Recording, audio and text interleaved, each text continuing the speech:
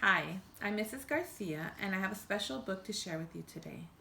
It's called The Story of Frog Belly Ratbone, and it's by Timothy Basil Ering, by Candlewick Press. I think this is a great book to go along with Earth Day, which is coming up next week.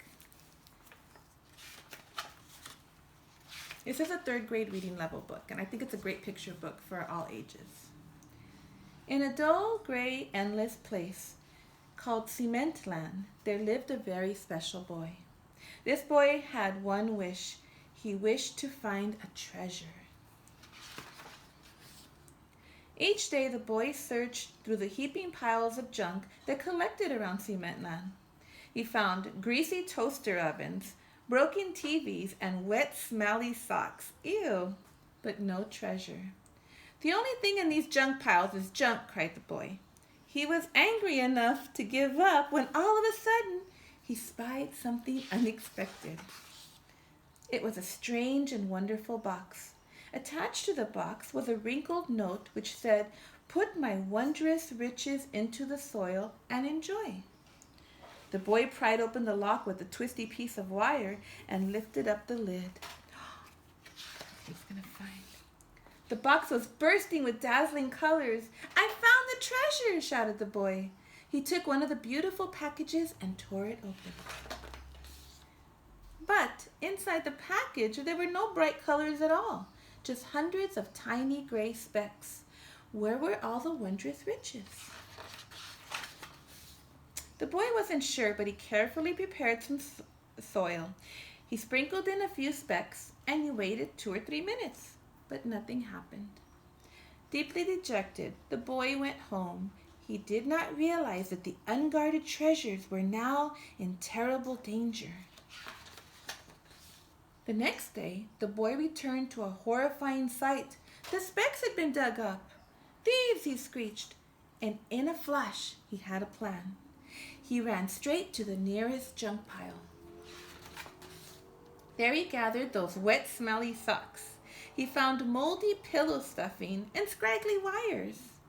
He patched, buttoned, sewed, and zipped, and soon a creature began to take shape. It had crooked, bony arms and a giant-sized belly. "You'll be finished in just a second," the boy told his creation. "All you need now is a crown." "Stand tall, Frog-Belly Ratbone," shouted the boy, waving his hands like a wizard. "I dub thee King of the Treasures. Frog-Belly Ratbone, 1, 2, 3. You are the monster who will protect the specks." "Monster," said Frog-Belly Ratbone. "But my dear boy, you've made me far too good looking to be a monster. And by the way," he continued, "my socks are very moist and my underwear is rather picky." "Oops. Sorry about your underwear," said the boy, "but I need a monster to scare the thieves away from the the treasures." Frog-Belly wanted to see the treasures, so the boy handed him a package and let him read the note. Frog-Belly sprang into the air. "My dear boy, you have found some wondrous riches. We must put them in the earth, just as the note says." "But I already did that," said the boy. "Nothing happened." "Well, do it again," said Frog-Belly. "Frog-Belly Ratbone, 1, 2, 3. You must be patient, and then you will see." And so Frog-Belly and the boy started digging holes. They also filled jars and cans and boxes with earth and sprinkled specks into each one. They sprinkled specks all around Cement Land, and when the sun began to set, it was time for the boy to go home. "Watch out for thieves," he warned, and then he shook Frog-Belly's hand and scurried off. Frog-Belly stood all alone in the spooky shadows. The sky grew darker and darker. "Those thieves will surely be back tonight," he thought. And just then he heard footsteps. Someone was trying to move very carefully, stepping quietly on crinkled cans and squishy newspapers. Frog-Belly waited, not making a sound. At that very moment, sneaking through the junk piles were 3 thieves, a rat, a rabbit, and a fruit fly. They were licking their chops and adjusting their masks when an eerie voice floated toward them through the darkness. "Frog-Belly Ratbone, 1, 2, 3. The specks in the earth are protected by me. You must be patient, and then you will see." "See what?" the thieves asked each other. They were shaking in their tracks. And just then they did see a giant scary monster with long bony arms and wet smelly socks. Ah! The thieves ran for their lives.